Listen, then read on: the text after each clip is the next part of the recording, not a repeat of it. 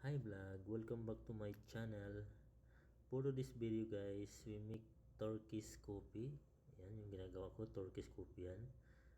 Una pa lang gawin dyan ay magsandok tayo ng 3 scoop na small tablespoon. Ayan yung pinanghalo ko dyan, yan yung pinang-scoop ko sa Turkish coffee natin. Sandok ka ng Turkish coffee na 3, ilagay mo dyan sa heater.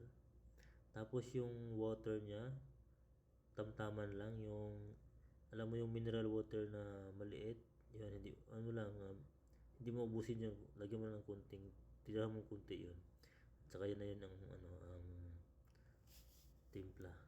Yan, mix mo lang siya guys, i-mix mo lang, tapos hanggang lalabas yung magandang texture niya sa kape, hanggang sa, at saka pag antay mo uminit, antay mong umpisang pagkulo, pag kumulo siya ng umpisa lang, yung kukulo pa lang siya, patay mo na para hindi masira yung texture niya. Kasi pag kumulo yan, ang pait yan at saka papangit yung lasa niya.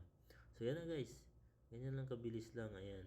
Inantay ko lang matapos yung papakulo niya. Ayan. Babantayan natin. Tingnan natin yan. Ayan.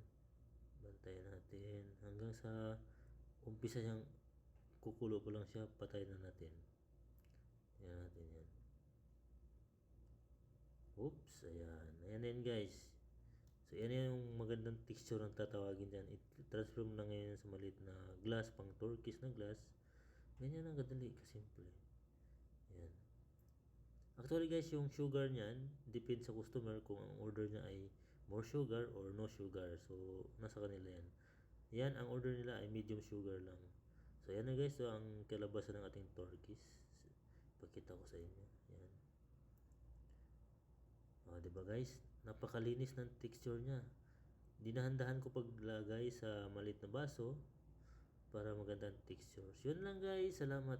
Thank you so much for watching. Babu!